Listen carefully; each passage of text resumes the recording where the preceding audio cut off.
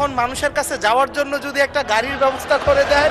কেমন গাড়ি পেতে চলেছেন হাসনাত আব্দুল্লাহ, এই প্রশ্নই এখন জাতীয় সংসদ হতে সকলের মাথায় ঘুরপাক খাচ্ছে। সংসদ সদস্যদের জন্য গাড়ির ব্যবস্থা করার অনুরোধ জানিয়ে হঠাৎই নতুন এক আলোচনার জন্ম দিলেন হাসনাত আব্দুল্লাহ।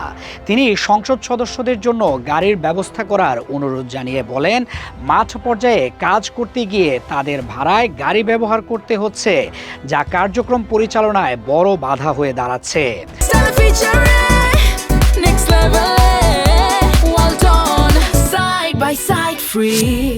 জবাবে স্বরাষ্ট্রমন্ত্রী সালাউদ্দিন আহমদ স্পষ্ট করে দেন, বর্তমান সরকারের নীতিতে সংসদ সদস্যদের জন্য শুল্কমুক্ত গাড়ি নেওয়ার সুযোগ বন্ধ রাখা হয়েছে। তিনি জানান, জনপ্রত্যাশা অনুযায়ী অতিরিক্ত সুবিধা না নেওয়ার নির্দেশনা রয়েছে, তবে ভবিষ্যতে বিকল্প কোনো ব্যবস্থা করা যায় কিনা তা নিয়ে আলোচনা হতে পারে।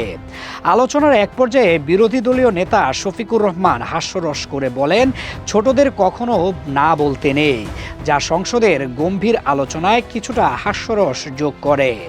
অতীতে বাংলাদেশের সংসদ সদস্যরা সাধারণত শুল্কমুক্ত সুবিধায় বিলাসবহুল গাড়ি আমদানি করতেন, যার মধ্যে ছিল BMW, অডি, টয়োটা এর ল্যান্ড ক্রুজার কিংবা প্রাডো ধরনের শক্তিশালী জিপ। অনেকেই আবার মার্সিডিজ বেঞ্জ এর মতো আরামদায়ক সেডানও ব্যবহার করতেন। এসব গাড়ি সাধারণত উচ্চ ক্ষমতার ইঞ্জিন, নিরাপত্তা ও আরামের জন্য পরিচিত ছিল।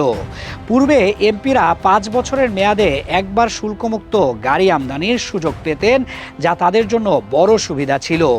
কিন্তু নতুন নীতিতে সেই সুযোগ সীমিত করা হয়েছে। ফলে বর্তমান সংসদ সদস্যদের অনেকেই আগের মতো ব্যক্তিগত বিলাসবহুল গাড়ি সংগ্রহ করতে পারছেন না, যা হাসনাত আব্দুল্লাহর বক্তব্যেও উঠে এসেছে। বর্তমান নীতির আলোকে হাসনাত আব্দুল্লাহ সরাসরি বিলাসবহুল শুল্কমুক্ত গাড়ি পাওয়ার সম্ভাবনা কম।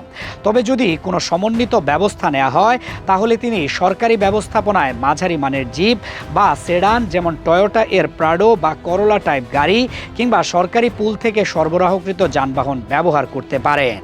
সরকার, বিরোধী দল ও নীতি নির্ধারকদের মধ্যে আলোচনার মাধ্যমে একটি সমাধান আসতে পারে।